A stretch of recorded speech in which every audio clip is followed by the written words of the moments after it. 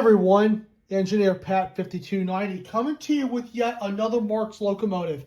This is a Monon Alco Baldwin Shark Nose number 81, and this is actually a really cool Marx piece because this is one of the engines that were tin. So this is an older locomotive, probably about the 40s or the 50s, and I really like these Marx engines because they actually did this out of tin and they detailed it just like the real deal. I've always had mad respect for these locomotives. And I also have the B unit tender as well. That's non-powered. It's a very simple drive on the bottom. As you can see, just like the other Marx drives, you have the contact plate, the gears, the brush plate, whole 9 yards, and the bulb is right there in the center. So to access this,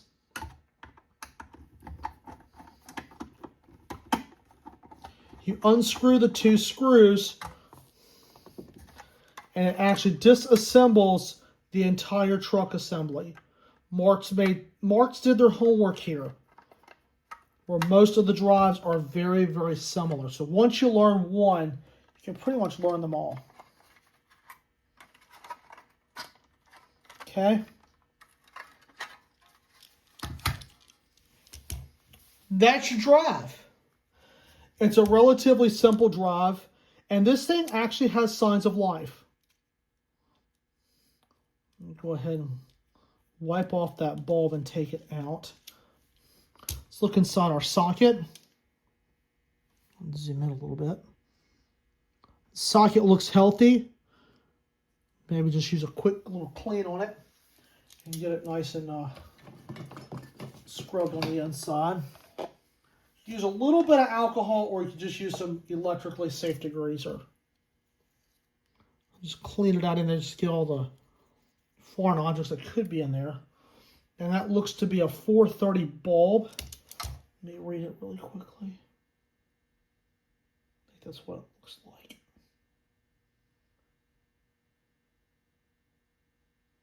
Can't tell. But I'll test the bulb with a transformer here in just a bit.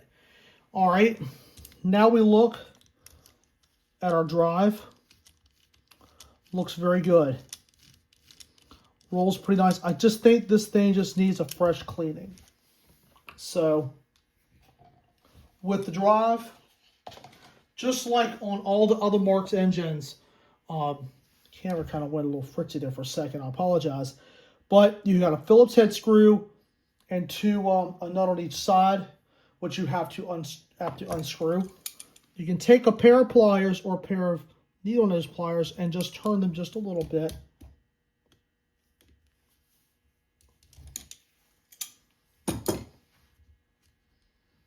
And then be able to unscrew that. And that's going to actually access your brush plate with your springs and everything. Let me get a different one.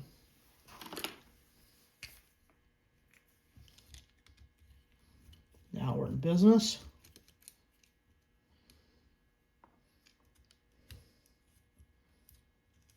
Okay.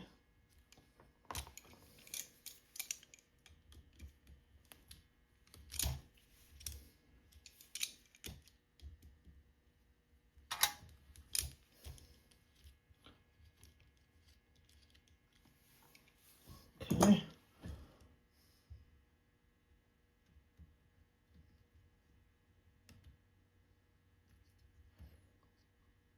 Oh yeah. This engine has been run. I'm going to get the shell out of the way. Oh yeah. She is dirty. So let's go ahead and get that little bad boy cleaned up. We're just going to take some alcohol or some electrically safe degreaser with a Q-tip and just clean away.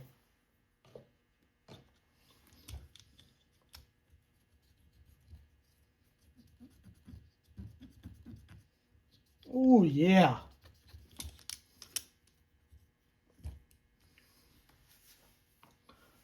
Check our gaps.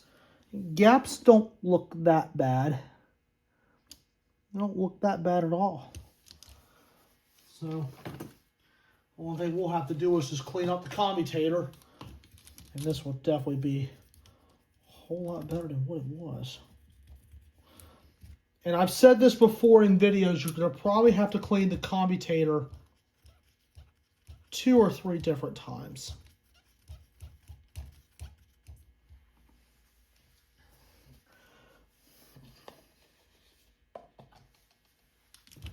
Do it one more time for good measure.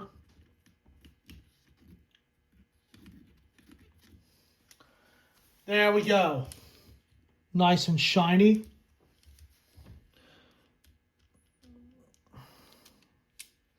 Okay, here on the other side is where the gears line up. And the armature can slide out where you can also clean the inside of the block.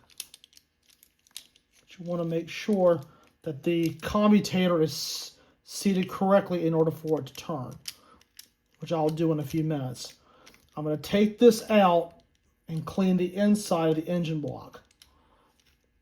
It's a little challenge to get it out, so you have to do this gingerly.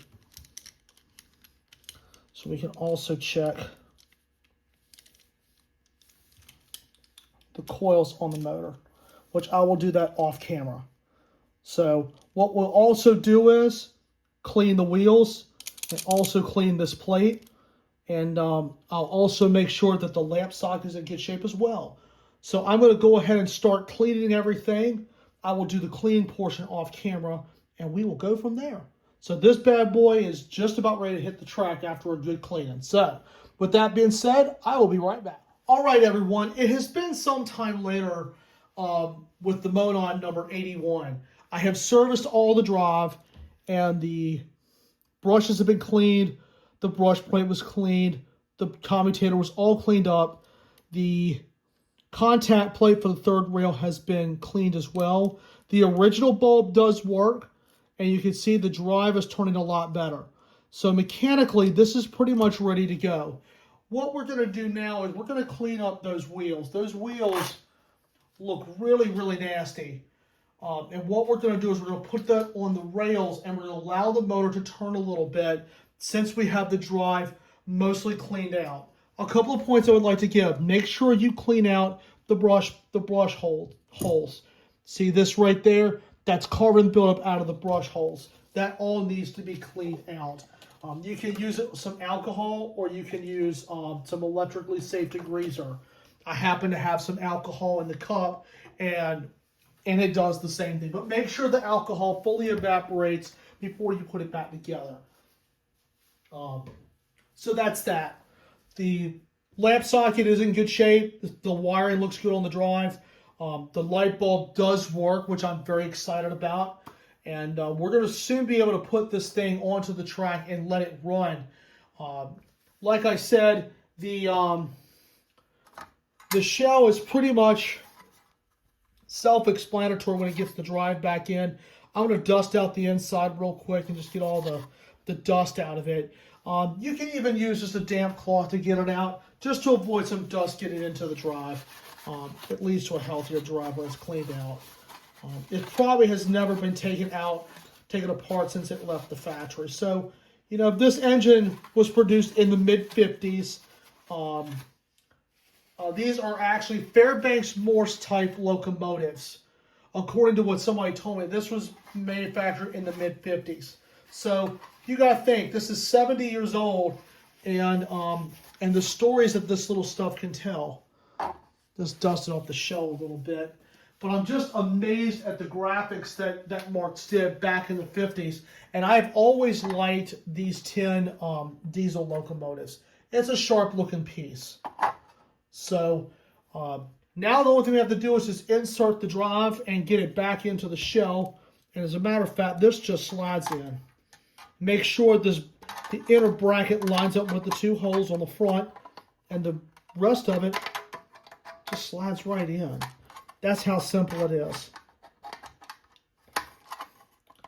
You can bend the tin just a little bit, not much.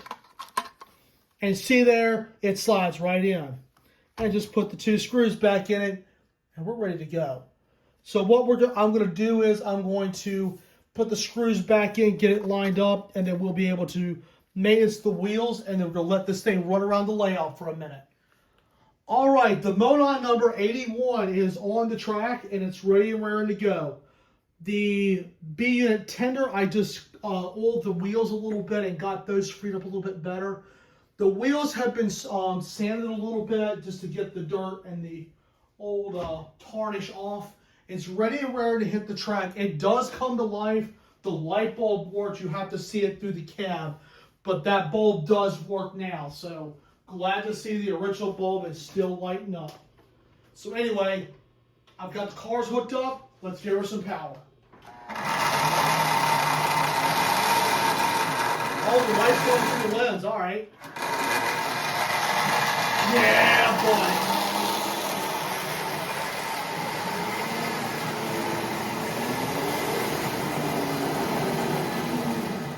Might be a little bit heavy for it, but hang on, that's a good sign. Oh yeah, she's cruising a little bit.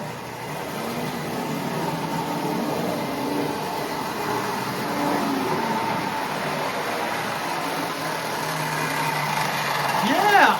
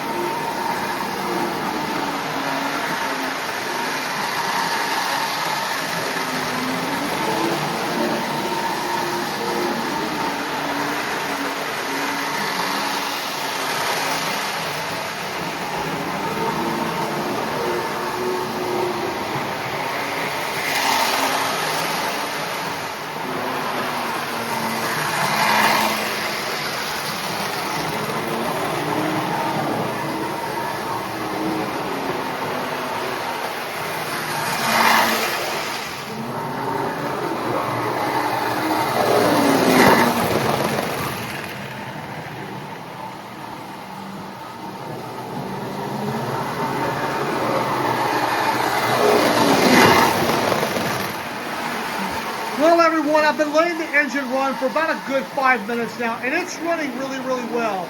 I had to take off the lead boxcar because that B unit that you see right there is considered a car since it is non-powered. So bear in mind the fact on how many cars you put on one of these things, but it's really cooperating with those 3 freight cars and the little B unit. The light bulb is flickering a little bit, so I might have to replace the bulb in it later on, but this thing is running absolutely flawless. It found the caboose, just dusted off with a little Swiffer duster. It's in good shape. So I'll go back and oil the wheels on that. But this was a good little project. Didn't really need much, just had a good cleanup on it. This is probably the first time it's run in probably close to 30 years. So anyway, guys, I hope you all enjoyed. And as with that, I'd like to thank you all so much for watching.